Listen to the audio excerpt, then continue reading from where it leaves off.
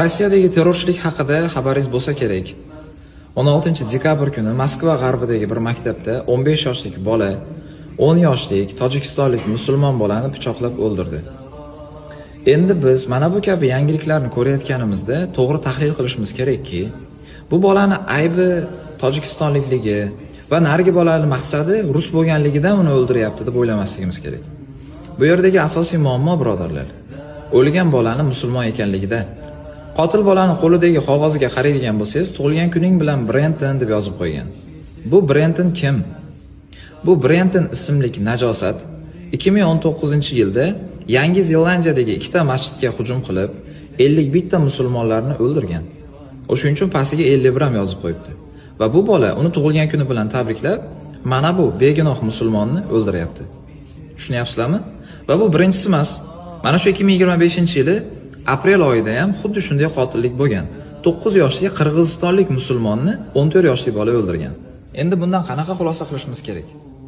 To'g'ri, Rossiyani millatparastligi bor, ko'proqdir.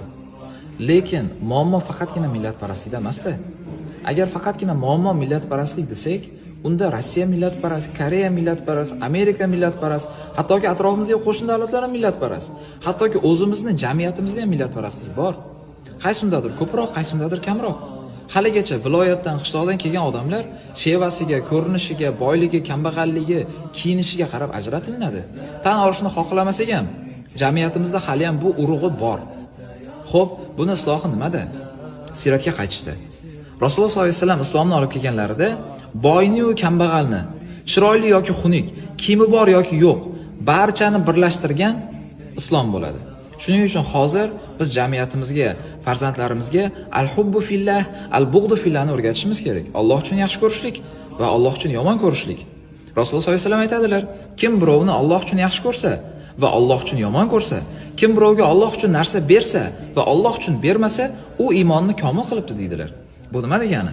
Kimdir yomon ko'rsak, Allohga qilgan gunoh ishlari bilan yomon ko'ramiz. Kimdir yaxshi ko'rsak, solih amallari bilan yaxshi ko'ramiz. Agar jamiyatimizda faqatgina millatparastlikni muammo qilib chiqarsak, birodarlar, unda ertaga rus musulmoni bo'lib qolishi mumkin. Amerika musulmoni bo'lishi mumkin. Koreyadagi musulmon bo'lishi mumkin. Umumiy millatga emas, balki dinimizga bo'lgan xavfni oldini olsak yaxshi bo'lardi. Vafot etgan bolani esa oilasiga sabr toqat tilaymiz. Inna lillahi va inna ilayhi rojiun.